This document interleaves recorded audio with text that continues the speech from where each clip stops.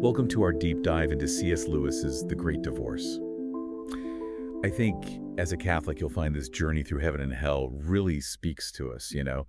I mean, Lewis's work, it might be fictional, but it digs deep into spiritual truths, ones that really resonate with our faith. Yeah, it's really captivating, The Great Divorce. It's not just a story, right? It's a dream vision. Like, it's a symbolic journey. Oh, okay. From, well, you start in this dreary town, and that represents hell, and you go to, like, this breathtaking country, and that symbolizes heaven. Interesting. And, we follow the protagonist, and along the way, he meets all these ghosts and these spirits, and they each one represents different, struggles, like human struggles and paths to redemption. It's really, it's almost like a travelogue, but it's spiritual and full of really profound insights. Okay, so like the first stop is this gray town, right? Yeah. And that really stuck with me. The way Lewis, he describes hell, he doesn't go for like the traditional fire and brimstone. Right. Instead, it's just, constant twilight.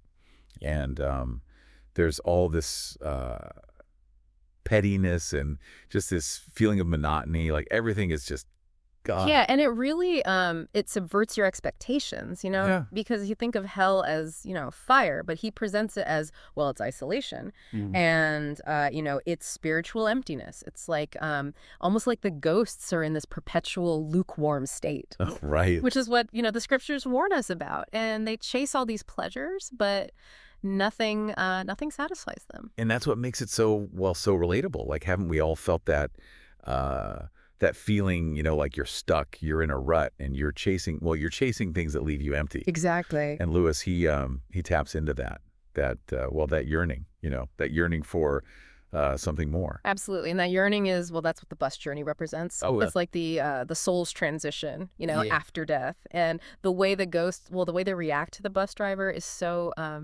it's so telling. The bus driver. Yeah. He represents grace and authority. And they resent him, They resist him. Some refuse to get on the bus at all. They'd rather what? Just stay in the gray town. It seems like it. Like they're clinging to, their misery, even though, it makes them unhappy. And then as they're riding, the light, it starts to get stronger. Okay. And they don't like it. It's like, they're uncomfortable. Like the truth is, it's being exposed. About them, like their true forms. And they're faded and they're shadowy and they can't bear it. They can't stand to see themselves like that. And they're in heaven now? Or are they on their way? It's like, this bus ride really connects with this, Catholic belief about the particular judgment right after you die. Like, we believe that when we die, everything is revealed. Like all at once? Before God. And it's this reckoning, It's this moment where everything's out in the open, our imperfections and even those hidden things, our motives, and it's all revealed. And it's all in, his light. And the bus takes them to heaven, like to this sod land. Yeah, it's a complete contrast to the gray town. It's vibrant and it's so real and, it's solid. But the ghosts are still, they're these ethereal forms. Oh, so they can't experience heaven, like not really. It's because they're holding on, Sure. to the things that bind them, their chains, and they haven't chosen to embrace it, the reality of heaven, and they need to be transformed, but they haven't. Like they try to grab things, but it's like their hands just go right through. Like they're ghosts. Exactly. I remember that part in the book where the protagonist, he tries to pick a daisy. Yeah. And he can't even bend the stem. Right. He can't. Like it's so it's like a powerful image, This difference between how temporary the ghosts are and how real and solid heaven is. And that's where the solid people come in. Who are they? They're radiant beings, and they're filled with joy, and they have so much strength, and they came to meet the ghosts, like specific ghosts. Why? To offer them a way to become, solid, like them. They're like, I guess you could say spiritual guides. Okay. But they don't, force anyone. They invite them and they persuade them, and they offer them a glimpse of the joy that awaits, for those who surrender God's love. And it's amazing how Lewis, he doesn't shy away from all the different struggles, you know, like Yeah. the human struggles. Like, for example, the big ghost, Okay. Len, he runs into, well, a murderer Oh, wow. from the Gray Town. But the murderer, he's repented, you know, and he's humble and he wants to serve. Yeah. But Len, he's so fixated on his rights. You Hmm. know, he can't forgive and he won't let go of the past. He just can't see, well, the beauty of it, Right. of the murderer's transformation. Interesting. It shows how powerful repentance can be, you know, how transformative. The murderer, he's become, well, solid and real. Oh. But Len, he's stuck. He has bitterness. Yeah. And it's like, it's a perfect example of how the choices we make, even, you know, after death, can lead us to God or, well, away from him. Len's rights, though, like, isn't that a kind of justice? Oh, that's interesting. Like, he's focused on, well, what he thinks he deserves. Right? Yeah. Yeah. So much that he can't see the possibility of, grace Hmm.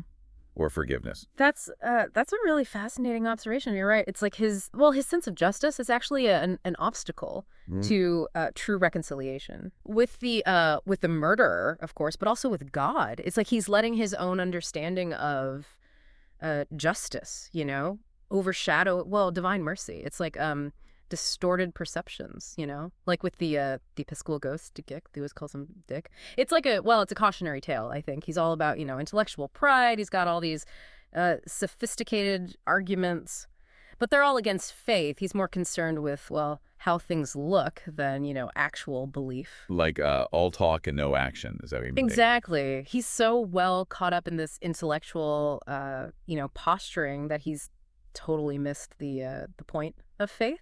Mhm. He thinks it's all about, well, intellectual stuff, but it's about, you know, transformation, like of the heart. It makes me think about the hard-bitten ghost. Oh, yeah. He's, well, trapped in all that cynicism, right? Like, Right. he refuses to believe in anything good or beautiful. Yeah. He thinks he's realistic, but really he's just, he's closed himself off to hope. It's like he's decided to live in this world with no color and no joy. And they both, well, I mean, the Episcopal ghost and the hard-bitten ghost, they're like, it's like they made their own little hells. That's a good way to put it. Like they built these walls around their hearts, and they're blocking them from, you know, experiencing the joy and the love that heaven has to offer. Now, I found this one part really, well, poignant, I guess, Okay. especially as a Catholic. The story of Pam. Oh, yes. She's so consumed by her love for her son, Michael, who's, well, deceased. But it's like, it's possessive, you know, and it's distorted. She refuses to let go. And it's warped her, like her whole being. It really is a heartbreaking story. It shows how even, you know, the strongest human affections, if we're not careful, they can become, well, disordered. And they can lead us away from God. And, you know, as Catholics, we really believe it's important to order our loves correctly. With God at the center. Exactly. All other loves they should flow from that love, and they should be directed toward that love, that ultimate love. It reminds me of that verse in Matthew. Whoever loves father or mother more than me is not worthy of me, and whoever loves son or daughter more than me is not worthy of me. Right. You know? It's tough, but it's really important. It shows that our love for God has to be, well, it has to come first. And Pam's love for her son, it's become an idol. An idol. It's consuming her, and it's keeping her from moving toward the light, you know, the true source of love. And it shows us that even the most natural loves, the most beautiful human loves, they need to be well purified and transformed by God's grace. Transformation. That makes me think of that scene with the lizard. Oh, yes, with the ghost and the lizard. It really got to me. Mm-hmm. It's so it's so visual. The lizard, it represents all the bad stuff, you know, like the ghost's lower desires, and it's whispering to him temptations, and it's, well, holding him back. Yeah, from moving towards the mountains. It's a good metaphor for our struggles, you know, the ones we all have, against our baser instincts. And the angel, he offers to kill the lizard, Right. but the ghost, he hesitates. He's like attached to it, even though, well, it's obviously causing him pain. It's like he's afraid to let go of the familiar, even though, well, you know, it's holding him back from something so much better. And it really highlights how hard it is to mortify yourself, Yeah. to put to death those sinful inclinations. Which is, well, that's something we strive for as Catholics. It's hard to surrender, Yeah. those parts of ourselves, even when we know they're bad for us. And the angel, he offers to kill it, but the ghost still has to, consent. Oh, yeah. Which is, I mean, it's subtle, but it's so, it's a profound point. We have to participate, Yeah. like in our own redemption. We can't just sit back and let God do it all. God's grace is there, All right. but we have to choose to cooperate. And when he finally consents, it's amazing. Like the lizard turns into a stallion. Yeah, It's a beautiful, powerful creature, and it can carry him, towards the mountains, towards, heaven. It's a breathtaking image of what we can become when we surrender to Broad's grace. It reminds me of the sacraments, how they transform us. Yeah, that's a great connection. God's grace works in us through the sacraments. It helps us overcome our weaknesses, Right. and become the people God created us to be. And the protagonist, he has all these conversations with George MacDonald. Oh, yes. And he's a solid person, right? He is. And MacDonald's explanations about heaven and hell, they were, they really spoke to me. His insights are, I mean, they're profound. Yeah. He says that hell, it's basically isolation. It's like, it's self-chosen, You're closing yourself off from God's love. And it's not a punishment from God, but it's a consequence, like of our choices. And it's retrospective. Retrospective. Like the damned, they come to see that their whole life on earth, it was hell. Right. Because they chose to shut themselves off from God's grace. And that ties in with, free will.